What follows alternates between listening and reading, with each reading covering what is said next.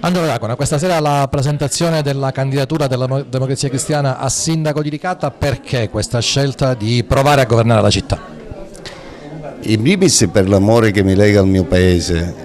e anche perché lo stato di degrado che è arrivato nel nostro territorio, la nostra comunità, mi ha spinto a entrare e quindi mettermi in competizione con altri candidati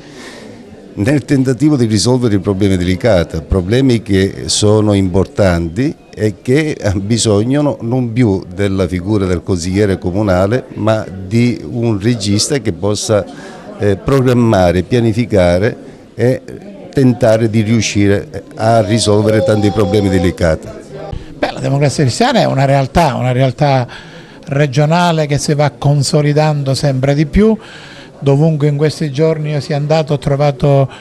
non solo una grande partecipazione, ma un grande entusiasmo e una grande disponibilità di molte persone che tornano a casa. Lo slogan che ci siamo permessi di presentare nei prossimi manifesti che troverete per la città è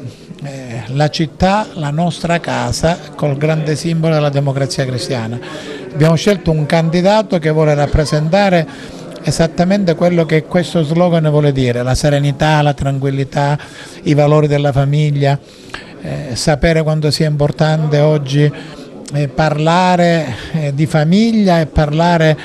di una realtà che oggi viene molto messa a rischio, non ho bisogno di spiegare perché. Noi vogliamo essere un partito di idee, vogliamo che le persone votino una persona per bene che è ancorata a una storia, una cultura che è quella della dottrina sociale della Chiesa, e sono convinto che anche a Licata come in altre parti avremo una buona possibilità di vincere. Onorevole Pace, anche a Licata la Democrazia Cristiana propone il suo candidato a sindaco, o avete scelto la figura di Angelo Iacona? Ma penso che abbiamo scelto il meglio per la Democrazia Cristiana, ma il meglio anche per Licata, ed è un mio dovere e anche un mio piacere dirlo. La Democrazia Cristiana sta facendo una dignitosa lista anche a Licata, nessuno ci sperava ma ci stiamo riuscendo. Abbiamo il nostro candidato sindaco che stiamo offrendo ai nostri alleati storici, che sono le stesse compagini con cui dividiamo l'azione di governo regionale. Come sapete c'è un tavolo regionale di cui io mi onoro di far parte assieme al Presidente Cuffaro, assieme alle altre forze politiche, che sta elaborando dei meccanismi che dovrebbero vederci uniti nella stragrande maggioranza dei comuni, almeno in quelli con cui si vota col proporzionale, tra cui Licata. In altri comuni non abbiamo offerto candidatura a sindaco e quindi saranno appannaggio di Forza Italia, della Lega, di Fratelli d'Italia, dell'MPA.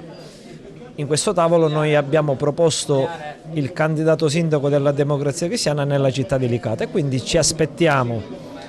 la stessa solidarietà che noi stiamo offrendo in altre realtà che venga ricambiata anche a Licata.